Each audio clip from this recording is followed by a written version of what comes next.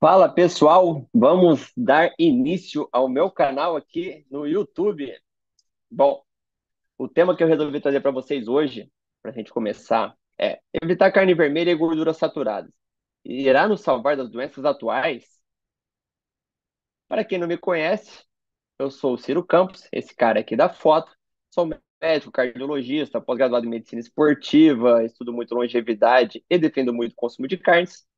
Sou mais ativo até hoje no Instagram. Vocês me encontram aqui pelo @drcirocampos por lá.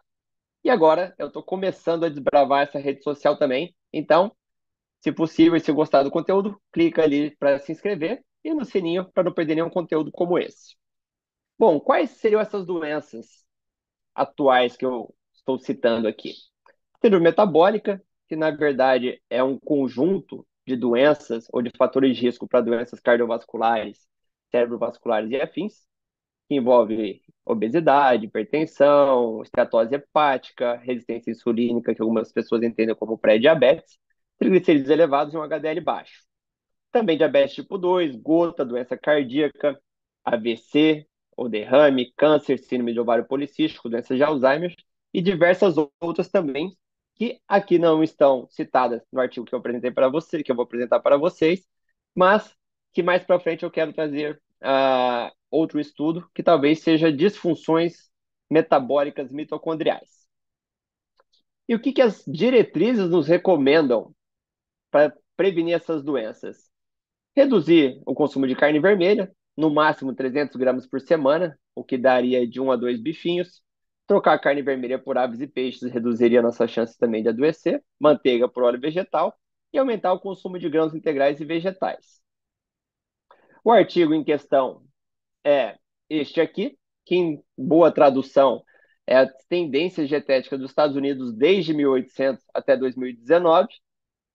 Eles consultaram todas essas bases de dados envolvendo desde dados lá de 1800 até os dias atuais, no caso 2019.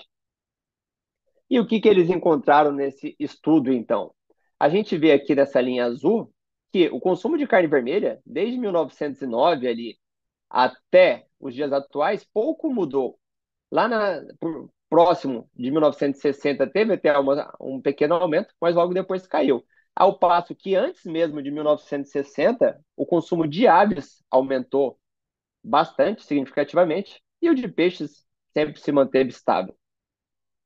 Quanto aos tipos de gordura, a manteiga e gorduras animais, que seria a linha azul e a linha laranja, ela foi reduzindo ao longo do tempo, enquanto as gorduras vegetais aumentaram, principalmente óleos vegetais aumentaram ali entre 1959 e 1969 drasticamente.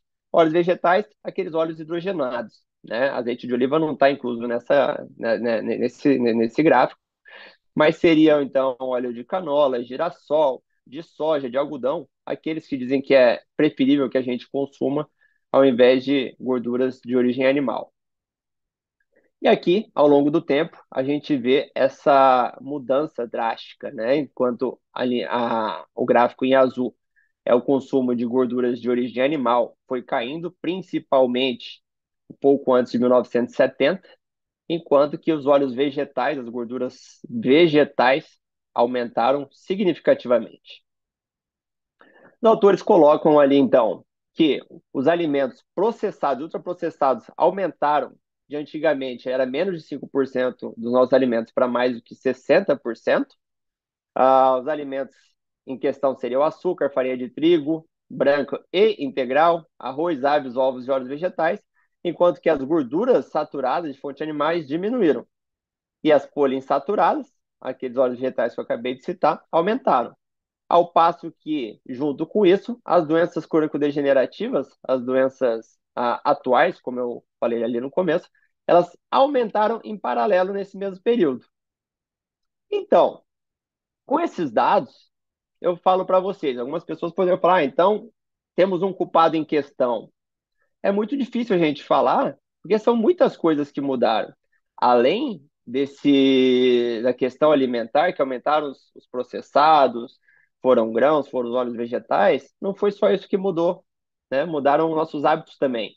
A gente era muito mais ativo, não vivíamos trabalhando em computadores, sentados em casa. A gente não tinha nenhum YouTube para ficar assistindo, né? A gente passava mais tempo fora e se exercitando do que sentados em cadeira assistindo. Mas esse estudo, junto com outros, faz a gente pensar um pouco. Colocar a culpa no único ou nos únicos alimentos que nesse mesmo período não houve aumento do seu consumo, mas uma redução, ao passo que as doenças aumentaram ao invés de reduzir, não seria contraintuitivo? É algo que a gente vai ter que pensar um pouco. Então, mais intrigante do que achar o verdadeiro culpado, que me intriga e me deixa desconfortável, é por que que esses artigos não são discutidos na grande mídia? Por que que as recomendações dietéticas não são revistas pelas grandes sociedades? Porque somente um pequeno número, a minoria de especialistas da área, que trazem esses artigos para discussão e muitas vezes são ignorados. Bom, todas essas respostas eu ainda não tenho. Mas se você também não entende, não se conforma, não deixe de me acompanhar para ver mais conteúdos como esse, clicar no sininho para não perder nenhum outro vídeo e não se esqueça de espalhar a palavra, para a gente começar a ocupar cada vez mais espaço e fazer barulho e quem sabe algum dia a gente seja ouvido. Até a próxima.